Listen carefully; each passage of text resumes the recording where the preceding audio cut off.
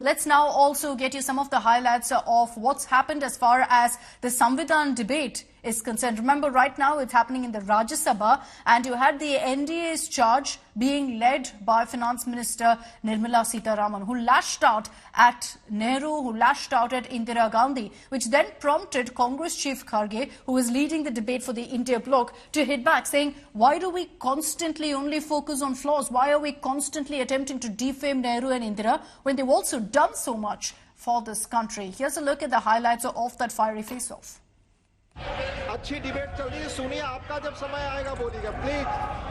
The big Samvidhan debate in the Rajya Sabha on Monday turned into another face-off between the Narendra Modi government and opposition. Thank you, sir. You have responded. You have responded, please. 1978. The debate was kicked off by Finance Mantri Nirmala Sitharaman. They have been anti-women, always. Shah Banu case is a very clear example. While leader of opposition Mallikarjun Kharge led the charge from the Congress, उनकी अंग्रेजी भी अच्छी हो सकती है, उनकी हिंदी भी अच्छी हो सकती है, और सभी कुछ अच्छा हो सकता है, लेकिन उनके करतूत क्या है, अच्छे नहीं। the BJP raked up the emergency, claiming it was used to protect the Nehru-Gandhi family. While Kharge accused the BJP of defaming Nehru, demanding an apology from Prime Minister, each time the Congress brazenly, only to help the family, the dynasty, kept amending the constitution, and this is how far they went, even if it affects any particular women who desperately needed the benefit. मुख्यमंत्रियों को नेहरू जी ने पत्र लिखा था, जिसका जिक्र मोदी जी ने अपने भाषण में तथ्यों को तोड़ मरोड़ कर नेहरू जी को बदनाम करने के लिए किया, जिसके लिए उनको देश से माफी मांगना चाहिए।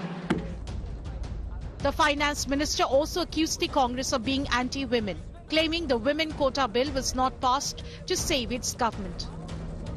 Shri Rajiv Gandhi had 426 members in the Lok Sabha and 159 members in the Rajya Sabha. They did not have the conviction to pass the women's reservation bill at that time. The Congress rebutted the charge, claiming the BJP is anti-reservation. हम कहते हैं कि BJP आरक्षण के विरोधी है और इसीलिए वे कास्ट सेंसस के खिलाफ हैं। BJP chief JP Nadda and Congress's Jairam Ramesh too were locked in a war of words over the 42nd amendment that allowed suspension of fundamental rights, among other things. 1978 में Morarji Desai was the prime minister. Janata party की सरकार थी और जनता party की सरकार ने 42nd amendment को 44th amendment से हटाने का प्रयास का काम किया और आपको जनता ने हरा दिया था। Shrimati Indira Gandhi was no more the prime minister, and when she was the prime minister, तब उन्होंने हर तरीके से प्रजातंत्र को रोकने का, गला घोटने का काम श्रीमती गांधी ने किया था। To repeal parts of the 42nd amendment, it was Indira Gandhi herself. So Indira Gandhi in 1978 voted to repeal the parts of the 42nd amendment which she realized had resulted in her electoral loss.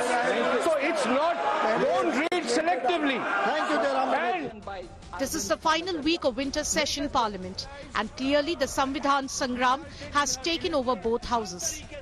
Bureau Report, India Today.